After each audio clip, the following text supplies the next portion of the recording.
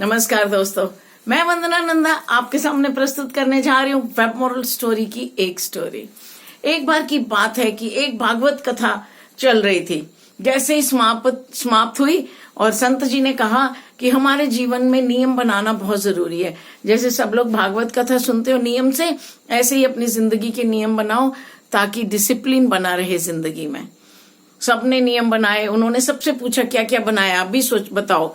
किसी ने कहा वो ब्रह्म मुहूर्त में उठेगा, किसी ने कहा वो 5 माला ओम नमो भगवते वासुदेव की करेगा, किसी ने कहा राम राम करेगा, किसी ने कहा प्राणायाम करेंगे, किसी ने कहा योगा करेंगे, किसी ने कुछ ना कुछ नियम बताए। उनमें से एक व्यक्ति था जो हाथ नहीं उठा रहा था। तो संत जी ने पूछा, भगत जी आपने क्या नियम बनाया? वो बोले, मैं व्यापारी हूँ, पड़ोसी के कहने से तो मैं आ गया यहाँ पे, लेकिन नियम नहीं बना सकता, मेरे पास फुर्सत नहीं है। बोले, कुछ तो बनाना पड़ेगा, आप यहाँ आए हो तो कुछ भी बनाइए। तो उन्होंने कुछ सोचा और बोले, जी बना दिया। बोले, बताओ। अब उनको शर्म आ रही थी, क्या बताएं। उन्होंने कहा, मैं मेरे घर के सामने पास ही एक झोंपड़ी में गधे का मालिक रहता है, गधा भी है, और मैं उसका चेहरा देख के खाना खाऊंगा। सभी हंस पड़े, मुस्कुरा दिए, ये कौन सा नियम है।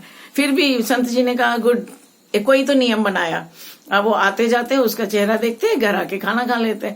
तो एक दिन जब वापस आ रहे थे तो उन्होंने देखा न गधा दिख रहा है, न मालिक दिख रहा है, और घर आए। अब खाना कैसे खाएं, पत्नी को कैसे बताएं, नाक नीची हो जाएगी। तो उन्होंने बोला कि अपने नौकर को भेजा, जा पता करके आ कि वो कहाँ है।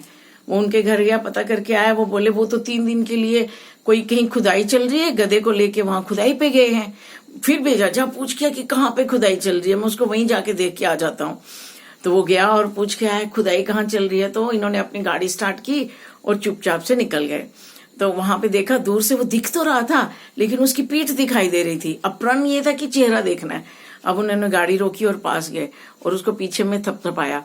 तो वो ऐसे अचानक से चौंक के जैसे मुड़ा, सेठ जी आप, नमस्ते नमस्ते। तो सेठ जी ने, हाँ सेठ जी आप यहाँ कैसे? बोले, यहाँ से निकल रहा था, बस सोचा देख लेता हूँ कि खुदाई कैसी चल रही है, क्या हो रहा है, लेकिन तुम हाफ क्यों रहे हो? उसने कहा, सेठ जी सब लोग तो भोजन करने के लिए गए हैं और मैं खुदाई करते करते मुझे अशरफियों का सोने की मोहरों का एक घड़ा दिखाई दे रहा है, मैं अकेला नहीं निकाल पा रहा। अगर आप मेरे साथ थोड़ी सी फटाफट खुदाई करें, सबके आने से पहले हम उसको निकाल लें, आप अपनी गाड़ी में ले जाइए, हम दोनों आधा आधा कर लेंगे। उन्होंने कहा, चल ठीक है। सेठ जी तो खुश हो गए, उन्होंने खुदाई की, घड़ा निकाला और घर ले आए। पत्नी ने पूछा, बहुत संस्कारी और भक्तानी थी, उन्होंने पूछा, पत्नी ने कहा, ये कहाँ से लाए? उन्होंने, अब कुछ उनके पास कुछ रास्ता नहीं था तो उन्होंने पूरी कहानी सुना दी कि मैंने ऐसे नियम लिया था उसको देखने का, तो उसका आज उसको ये देखने गया था गधे के मालिक का चेहरा, तो वहां से मुझे ये मिला। तो उन्होंने, पत्नी ने कहा, आपने एक निर्जीव प्रण लिया, निर्जीव नियम पाला, आपको निर्जीव व्यक्ति तरक्की मिली। सोना है कभी तो कभी खत्म होगा ही होगा, तो अगर आप एक शाश्वत परमानेंट रहने वाला कुछ प्रण लेते, नियम लेते, तो आज आपको भगवान मिल जाते। तो दोस्तों, हमने ये एक सीख ली, अगर हम अपने नियम का पालन करते हैं, चाहे वो शाश्वत है या क्षणिक है, हमारी उन्नति जरूर है। तो आइए हम अपने जीवन में कुछ न कुछ रेजोल्यूशन लें, कुछ प्रण करें, कुछ नियम बनाएं, ताकि हमारी भी आंतरिक और सांसारिक उन्नति हो।